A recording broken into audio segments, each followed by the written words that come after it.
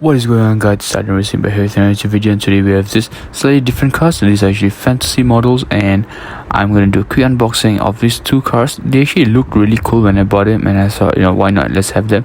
And so we're just gonna quickly unbox, and I'm gonna do a quick run through, and I'm gonna show you why these cars are actually quite worth it. But yeah, stay till to the end, and I hope you guys enjoy. So first, right off the bat, we're gonna get into the twin mill. So OG fans, you guys know that there are actually variations to the twin mill. There's this twin mill, and then there's a twin mill third as well. So anyway, I've always wanted to have a twin mill, and I'm super excited when I saw this in the store. But I gotta point out there are some flaws to this car, and I'll get back to that in a bit. But yeah, the color looks amazing. I think the orange complements the purple. Color wise, it's amazing. And the paint job with this stripe really goes amazingly well. I think that a prospect of this vehicle is done amazingly. However, there are also flaws, and one of the flaws is actually the panel gap in between the wheels and the body, the arc right there, and that's actually a bit disappointing.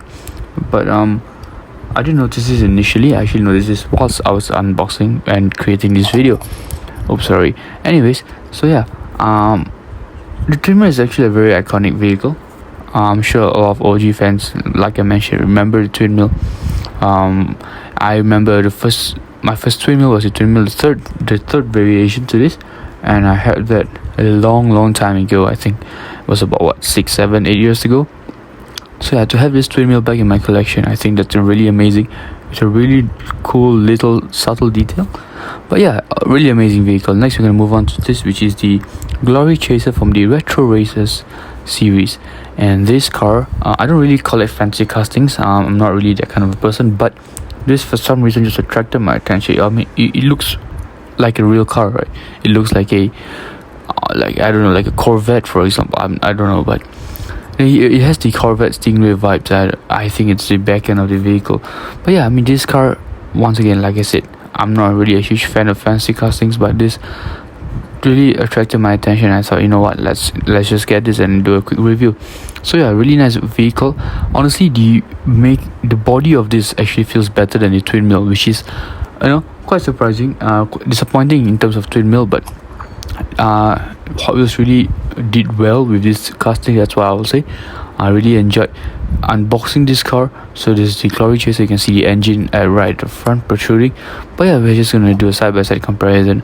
I think these two fancy castings are really amazing. Let me know in the comments below what you guys thought. But yeah, I'm just gonna let the video roll, and then after that you see some rolling shots, and I'll see you at the end.